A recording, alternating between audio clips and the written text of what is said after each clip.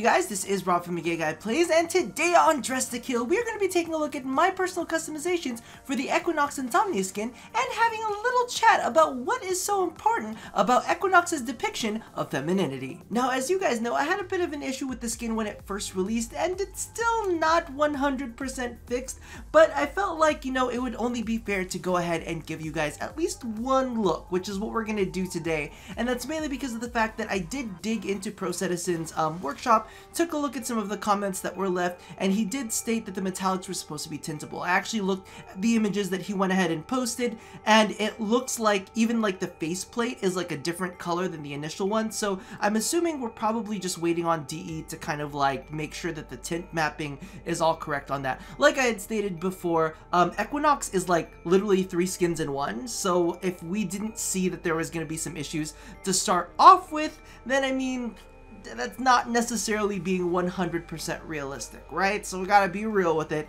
So I wanted to hold off showing you multiple looks because I still can't tint out the metallics. But I figured that we would go ahead and jump into this one. So I wanted to do a little bit of a look that really kind of showed off the night and day theme and have two, I want to say starkly different color contents, but we'll see. So as we can see, this is the combined form.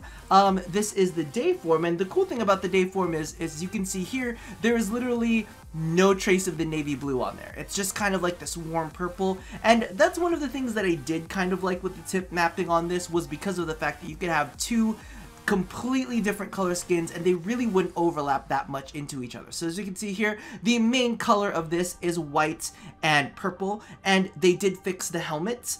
So now, you know, we get some gradients in there instead of the weird, like the helmet's not the right color or whatnot. So that's all fixed, and that's like a big thumbs up for me. Then we switch into the night form, which is primarily navy blue. Again, we do have the issue of the metallic tint mapping kind of feeding into the matte parts on the arms, but of course those matte parts on the arms aren't anything major, so it's really not all that crazy. Then we switch back into the neutral form, which the only real purple on there, to be honest with you, and this is kind of like where I feel like it's a waste, is just some of the purple like on the top of the hand, so that's from the day form. So it's using a lot of the colors from the night form, and it's not really all that integrated into the what do you call this? The neutral form. The day-night form? The combined form? The both form? I don't know, regardless.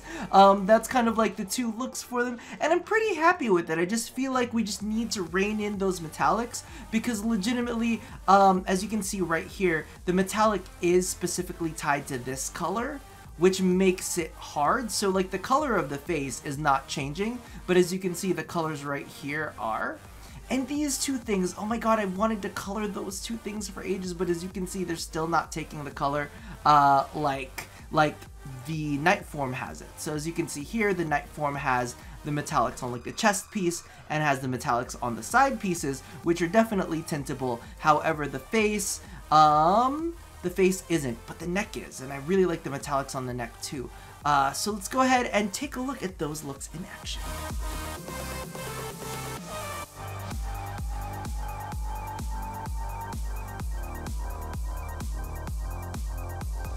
Alright, so I have had this conversation on Twitter, I've had this in the YouTube comments, but I feel like it's important enough that we should be discussing it on the actual video itself. You know, it's kind of like not everybody reads the comments, and not everybody follows me on Twitter. So I kind of, you know, want to put this out into the universe and make sure that people are kind of like aware of the situation with Equinox. Now, as many of you guys know already, it has been confirmed that Equinox is female through and through, both in her day form and both in her night form, and this is straight from DE's mouth.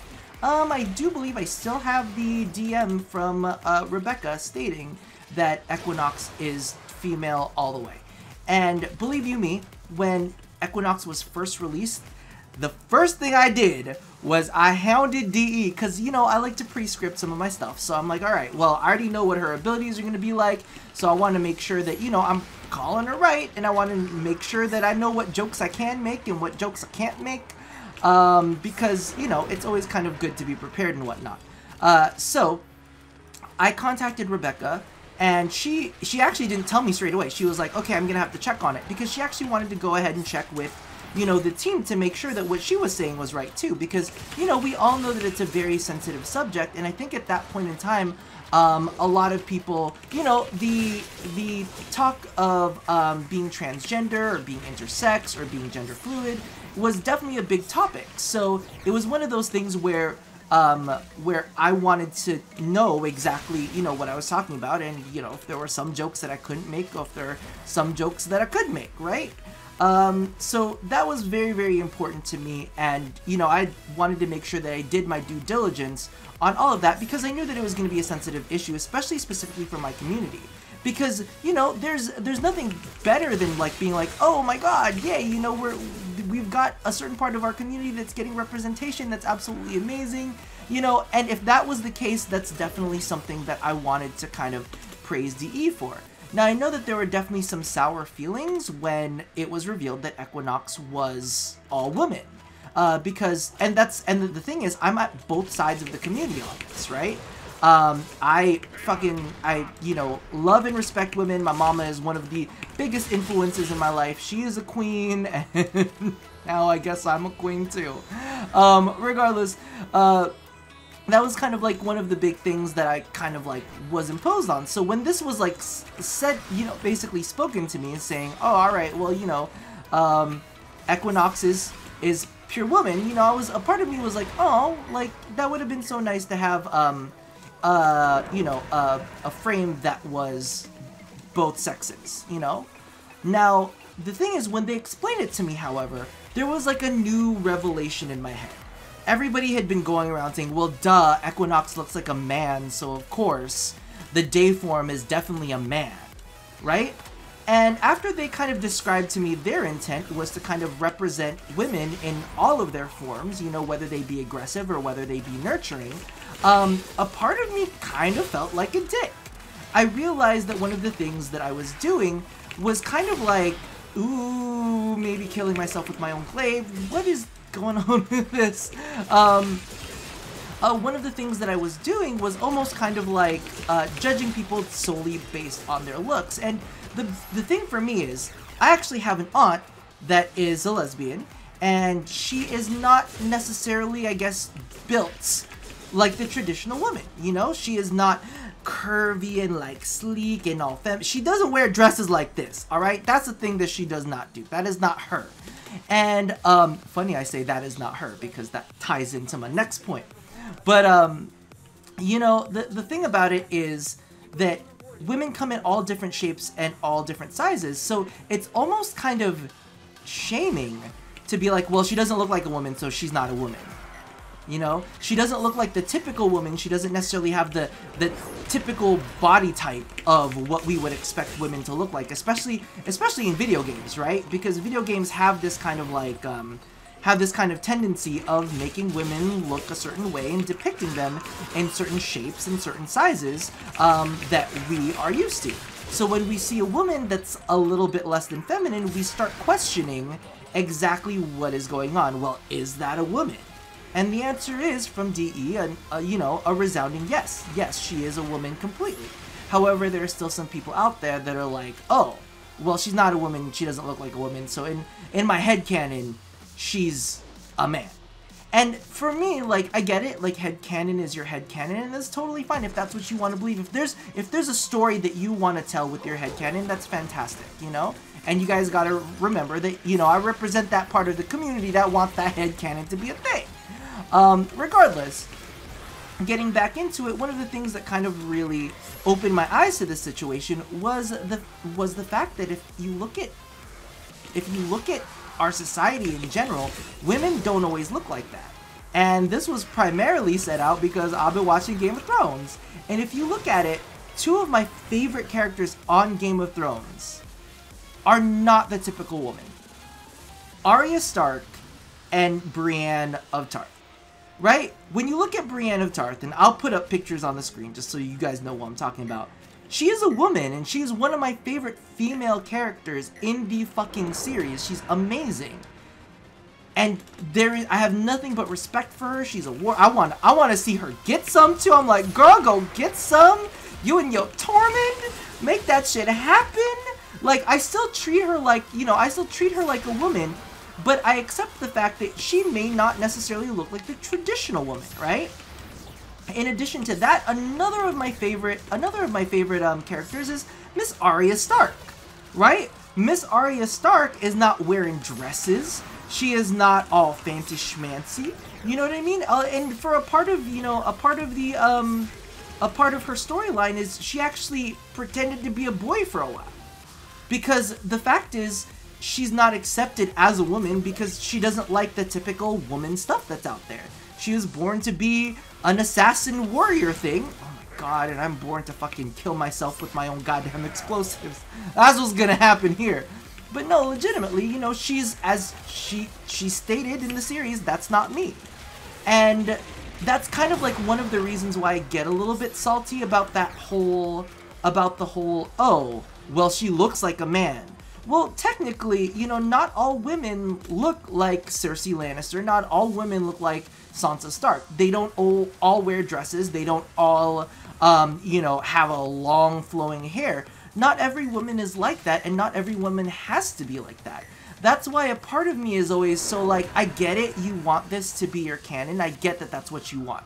And you know what, that's a fantastic canon because it's not represented. You know, having people who are intersex, transgendered, or gender fluid, you know, is not represented enough in video games. I get that, and you know what? I cheer for that. I cheer for the day that we see that. And who says that DE can't eventually do something like that, right? But in this specific situation, the canon is that she is female, and that she embraces all that, you know, all that is female. You know, whether it's aggression, whether it's getting that job done, right? Or whether it's something a little bit more nurturing, you know, healing and putting enemies to sleep, you know, having a little bit of that control out there, right? Playing support. That's a part of womanhood, but at the same time, that doesn't mean that women can't be powerful. That doesn't mean that women can't maim the shit out of people, right? That doesn't mean that women can't provoke enemies, right? There's a lot about being a woman that is more than just, oh, I'm dainty and I'm curvy and I'm soft and I'm woman, right? And not all women come like that.